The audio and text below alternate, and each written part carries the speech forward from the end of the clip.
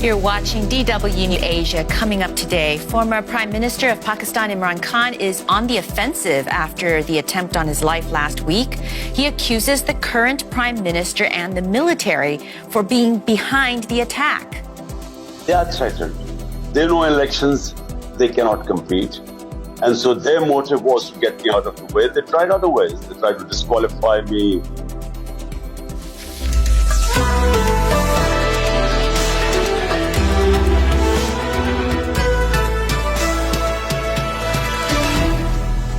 I'm Melissa Chan. Thanks for joining us. We have a special edition of DW News Asia today. In a few moments, we'll be speaking with Pakistan's former Prime Minister Imran Khan. Last week, he was shot and injured during a protest march to demand fresh elections after being ousted from office in April. He was hurt in the leg but has since left the hospital. 9 other people were also wounded and 1 died. Police say the perpetrator was a lone gunman, and an unverified video started circulating online. Keep in mind, there's a lot of disinformation and misinformation out there. But the video showed a man handcuffed at a police station who said, quote, "I did it because Khan was misleading the public. I tried to kill him. I tried my best," end quote. Khan has accused Prime Minister Shehbaz Sharif and 2 other senior officials of being behind the assassination attempt and has demanded an independent investigation. Joining us is former Prime Minister of Pakistan, Imran Khan. Thank you so much for joining DW News Asia. And sir, of course, I want to start by first asking how you're healing from your injuries, and do you expect a full recovery? I'm healing. I have 2 bullet wounds in my thigh and 1 in my shin bone. All 3 have been removed. And now my bones cracked, so it needs 4 to 6 weeks rest. I can't put weight on it until it recovers. The bullets from my thighs have been taken out, and they are flesh wounds. So full recovery, hopefully in 4 weeks' time. That's excellent to know. Now, you've accused the Prime Minister himself, along with the Interior Minister and the country's intelligence service, of being behind this assassination attempt, and those are very serious accusations. What kind of proof have you been able to provide, and why are you saying this? Well, first of all, let me explain that the people who are threatened the most, who would want me to be eliminated, is the current government. Because since the last 6 months, since my government has been out of office or through a conspiracy, the party's popularity is unprecedented. No party has had such public acceptability as mine. So we have won out of 37 by-elections in the past 5 months. My party has won 29. So 75% of by-elections we've won. And in all opinion polls, we are sort of by far ahead. So they are threatened. They know elections, they cannot compete. And so their motive was to get me out of the way. They tried other ways. They tried to disqualify me, put terrorism cases on me, oppressing our party, journalists hounded who were trying to portray our point of view. One is the best investigative journalist, Ashad Sharif, was murdered in Kenya, hounded out of Pakistan. So this was a plan to get me out of the way. So those two, and let me tell you, the Prime Minister, the Interior Minister. But sir, very quickly, what you've provided is contextual. There are certainly people who would benefit from harming you. So, but it is a little bit like Sherlock Holmes. It's deductive. You believe there's a plot based on a pattern of what critics have said. But what is the hard evidence? Because what you've provided is circumstantial. Look, I know these 3 people were involved because I knew about the plot. The plot started 2 months back. They decided to bump me off by saying a religious fanatic had killed me. So 2 months back, they started this campaign. It was the video was made by this intelligence agency. It went on to the politicians, on the state media, where they consistently started this campaign that I offended I committed blasphemy, and these religious sentiments were upset. So I then exposed this on the 24th of September, on the 7th of October, in a public, a big rally, saying exactly this, that this is the plot, and they will have me bumped off by a religious fanatic pretending that I'd offended, I'd committed blasphemy. Now, so you this were is the warned pattern about that this. followed. You were warned about this, and so you believe that as a result of being warned, then it has to be the prime minister and the military apparatus behind this. And so if you knew about this, I want to ask about the security, because when I look at the videos of you doing this long march, there doesn't seem to be a lot of security. Did you just ignore the warnings, or did you decide to just take extraordinary risks to your own life, but also to those who support you?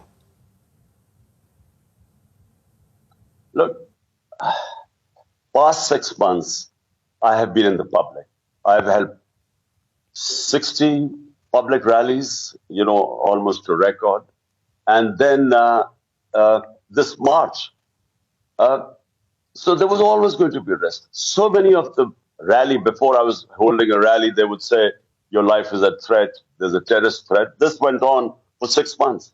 Now, I have the options. Do I stay at home and stop this injustice that has happened to Pakistan, where they've plonked the biggest crooks of this country, who've been looting the country for 30 years?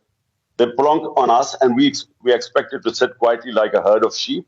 Or were we going to stand up to the injustice? So I decided that whatever the risk, I would go out in the public. So there were always going to be a risk. But I know who was being threatened, and I know who plotted it. And that's why I want an independent investigation. Got it. Now, you're doing this march, you're resuming it.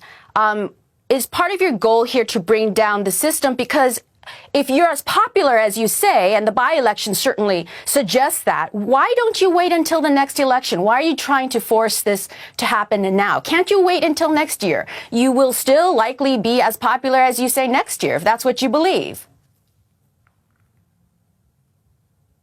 Melissa, it's not about me being popular and winning the elections. We will win the elections, inshallah, whenever they are held.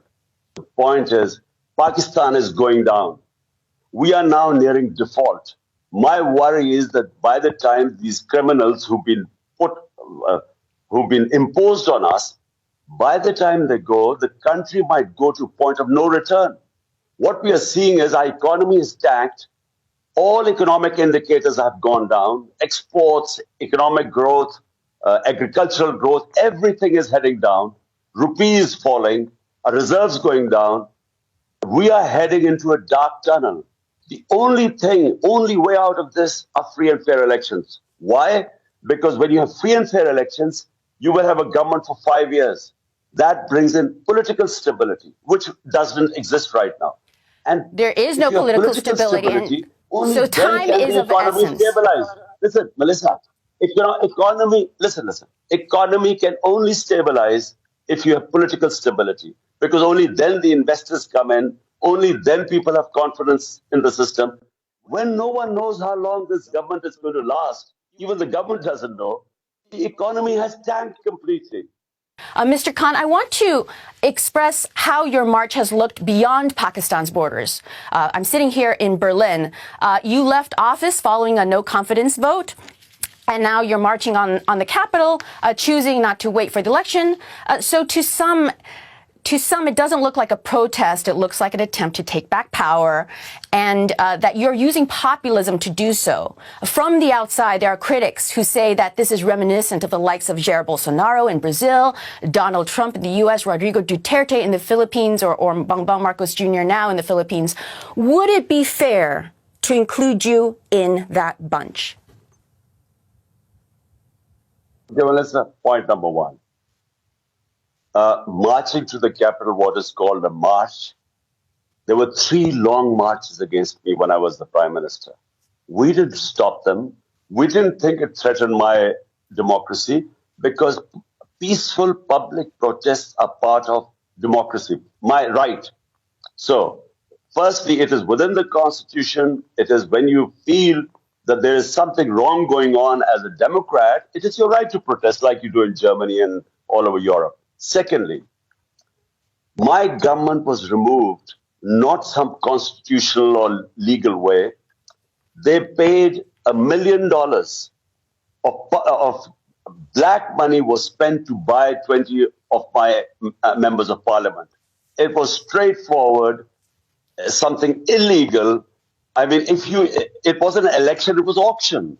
They were buying our MNAs, and it was not hidden. The whole country knows the going rate when this spent on my members of parliament. So that is unconstitutional. So it was my right to protest. Secondly, the people who have come on imposed on us, 61% of them are on bail. 60% of the cabinet is on bail on corruption cases. And what they have done is, while the economy has gone down, they have given themselves immunity from corruption. This doesn't happen in a democracy. So you're talking about corruption, but I go back to the fact that you were in power.